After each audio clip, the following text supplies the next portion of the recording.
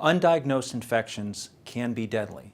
While your body's immune system fights infections, it can't always win the battle without medical treatment. With certain kinds of infections, hours can make the difference between life and death. The deadly infection may be an abscess in the brain or an infection in the heart, but in every case, the questions are the same. First, was there a delay in diagnosing and treating the infection? And secondly, would an earlier diagnosis of the infection have changed the outcome for you? The first question is answered by reviewing the medical records to find out whether there is documented evidence of an infection.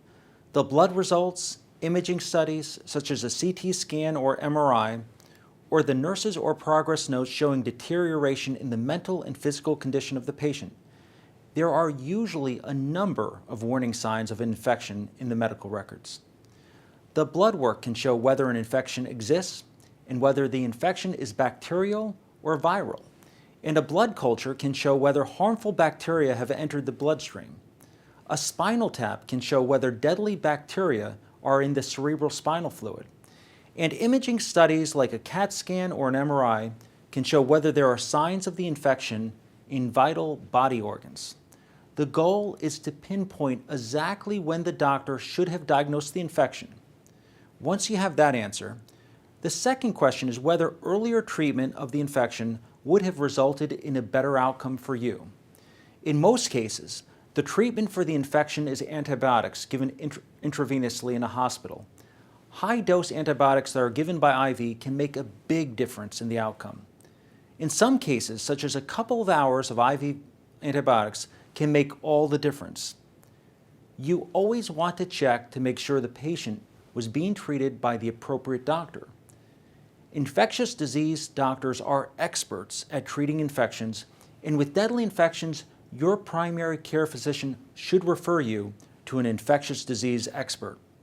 Mistakes are made when primary care physicians and physician's assistants try to treat deadly infections on their own and don't get help from an expert in infectious disease.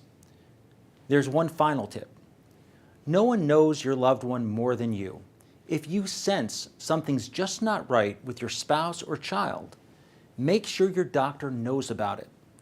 Your gut instincts are usually right. So ask for a sit-down meeting with the infectious disease doctor to discuss his diagnosis, his differential diagnosis, and his plan for treating. Do you have questions? You can get the free ebook, The 7 Deadly Mistakes of Malpractice Victims, just by providing your name and email address at the home page of my website, protectingpatientrights.com. And if you'd like to speak with me, I welcome your call at toll-free number 1-866-889-6882.